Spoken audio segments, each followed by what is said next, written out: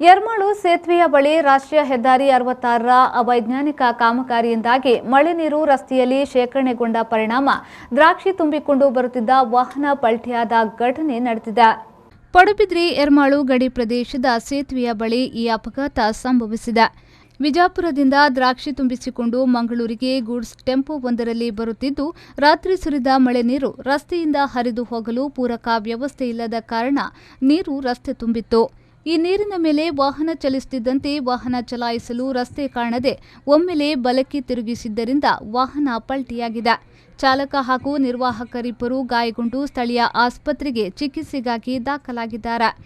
ದ್ರಾಕ್ಷಿ ರಸ್ತೆಯೆಲ್ಲೆಡೆ ಚೆಲ್ಲಿದ್ದು, ಹೆದ್ದಾರಿ ಪ್ರಯಾಣಿಕರು ಸಹಿತ ಸ್ಥಳೀಯರು ಕೈ ಚೀಲದಲ್ಲಿ ತುಂಬಿಸಿಕೊಂಡು ಹೋಗುತ್ತಿದ್ದ ದೃಶ್ಯ ಕಂಡುಬಂತು.